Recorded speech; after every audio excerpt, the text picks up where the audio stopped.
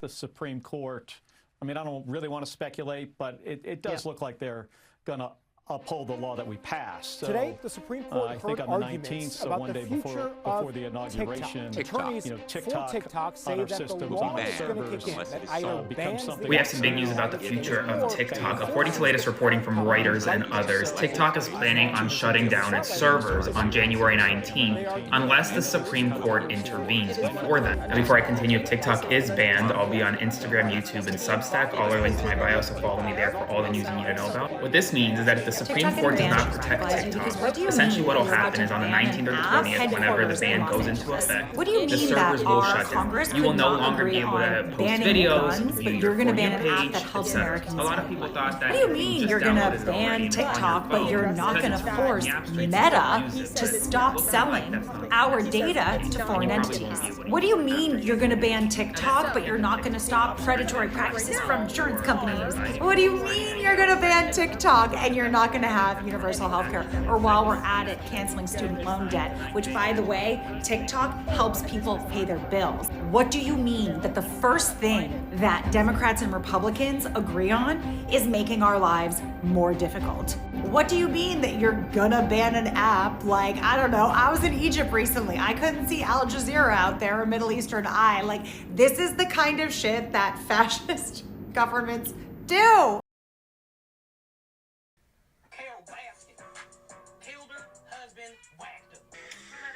One thing about us in the US is we are petty, and with the TikTok ban looming in just 6 short days, what did we go and do other than make Red Note, the Chinese version of TikTok, number one? Okay, yeah, TikTok ban update. I really didn't think it was gonna go through, and now it's looking like it's gonna go through. I low-key. Oh, you're No. okay. The past 5 years have been an endless stream of consciousness. Every song, every hot take, every opinion, every movie recommendation, every single cooking recipe, every shitpost, every dance, all the content creators that you've learned to love over the past couple of years, your entire digital life, gone in an instant with the click of a button. Okay, I'm bored in the house and I'm in the house bored. Bored in the house and I'm in the house bored. Bored in the motherfucker in the house bored and I'm bored in the motherfucker in the house bored. Bored in the house, bored in the house bored. Bored in the house, bored in the house bored. I'm bored in the motherfucker in the house bored and I'm bored in the motherfucker in the house bored. I'm bored.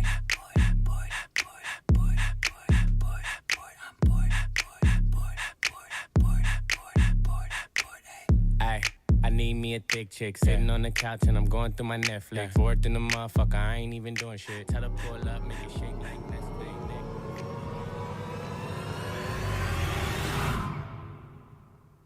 Fuck.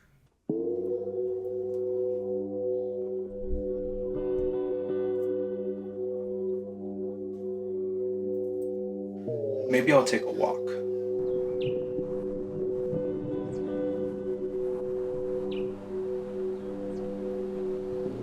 I'm bored. Extremely bored. The kind of bored that makes you start thinking negatively. TikTok, as trivial as it might seem, has become a crucial part of my day-to-day life.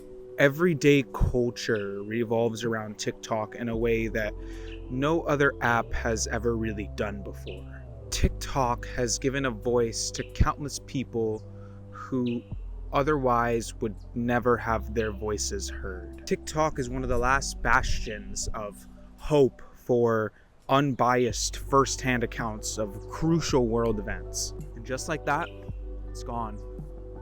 Cold turkey. Can't use it no more. Towards the end of 2024, I decided that I was going to speedrun becoming a transfluencer. A nice transfluencer any percent. And I started posting videos about me just yapping about various things. And to my surprise, it actually kind of worked. I was actually getting noticed and recognized in a way that I just never really have on the internet before. For some reason, people actually cared enough to listen to what I have to say. And I'm just a random bitch with a phone, just like everybody else is a random bitch with a phone on TikTok. This is one of the only apps out now today that gives so much power to its creators. Instagram is too full of brain rot, Facebook is too full of AI, the YouTube algorithm is impossible to crack. Apps like Blue Sky and Twitter just do not support the kind of content that I make. And an app like Neptune, while promising, is not out yet. TikTok is like the closest thing that we have to old YouTube. TikTok feels like the only place on the internet where anybody from anywhere can make it. So what now?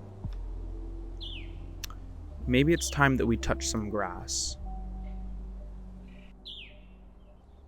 It's called social media for a reason. Humans are inherently social creatures. For centuries, humans have gathered to exchange ideas, art, culture, cooking recipes, dances, and shitposts. And TikTok easily put centuries of the entire human experience, things that people have been just doing for thousands and thousands of years just because of human nature, in the palm of our hands, at our very fingertips, 24/7, 365, no strings attached.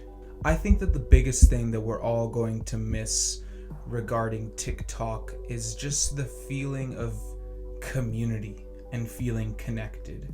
Feeling like you are part of a community, a greater internet community that is TikTok. And now with the potential of it being gone, that raises the question, where are we gonna find that community? If you are as chronically as online as I am, I don't think that you're really gonna like to hear this, but you need to go outside. You need to go outside. You need to find that sort of community tangibly in your real day-to-day life.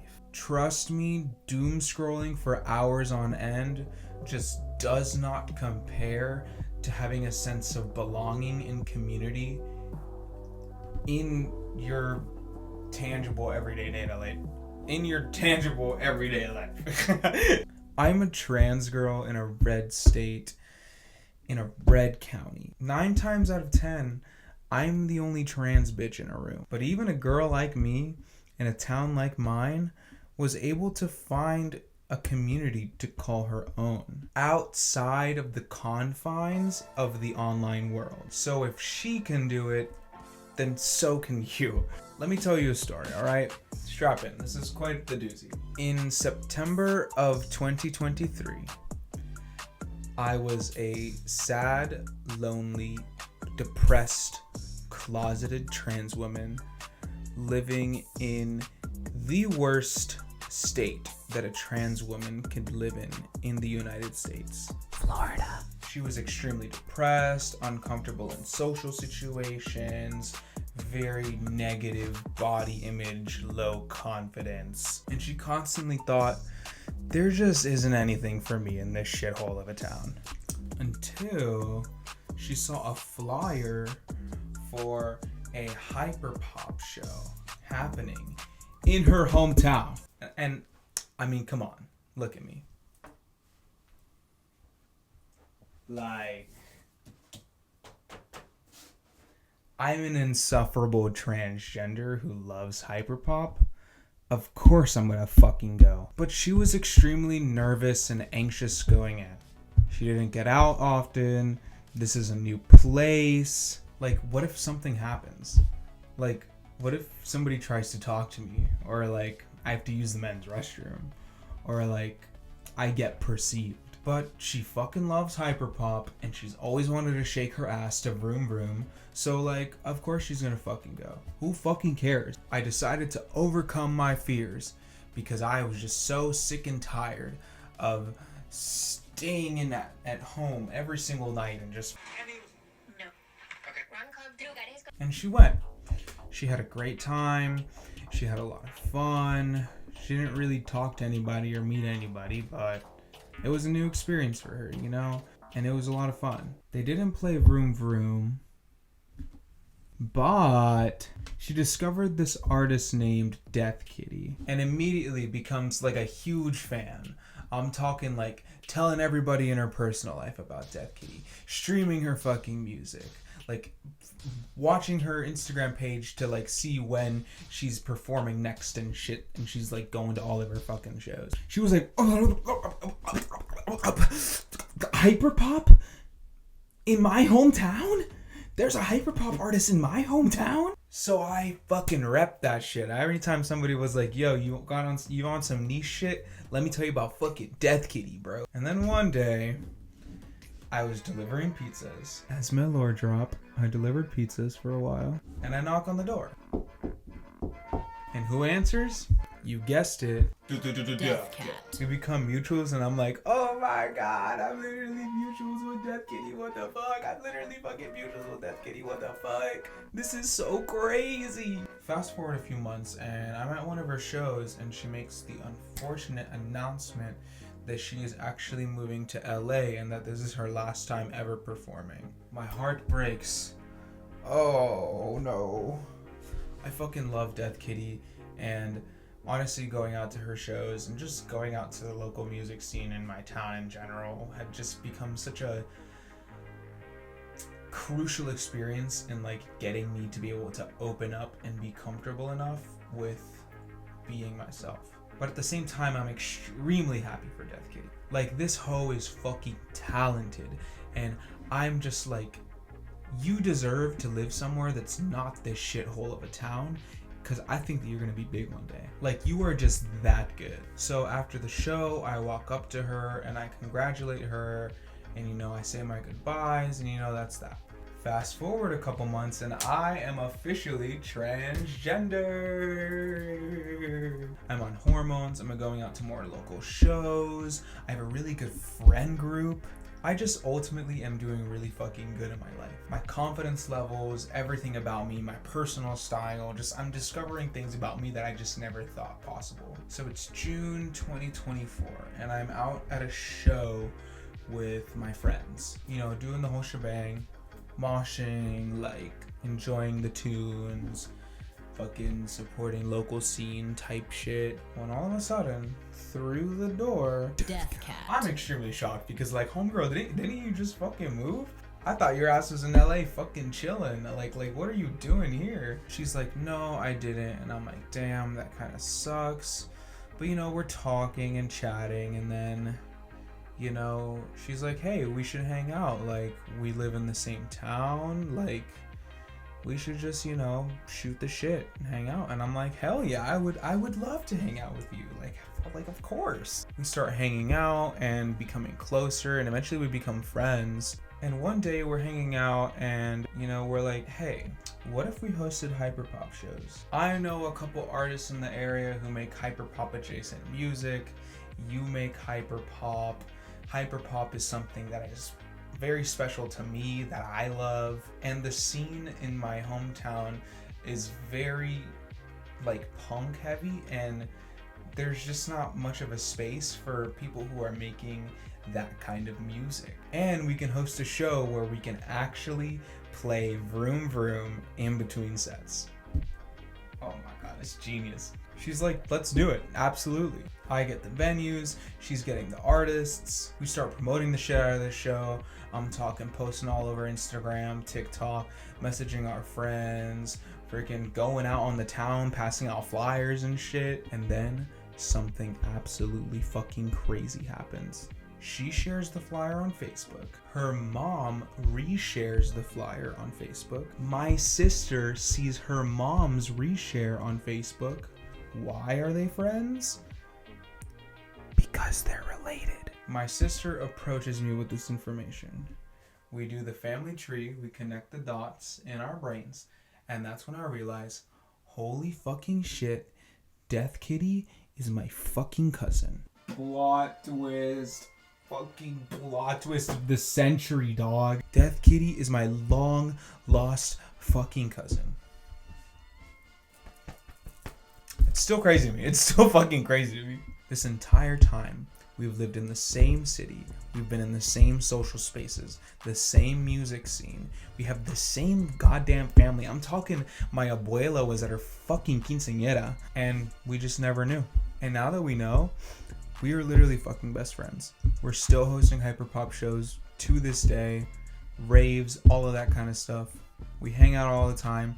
We started performing together. We've made a couple songs together. And honestly, we are just on some crazy shit right now. We quite literally carved out an entire space in our local music scene for hyperpop artists.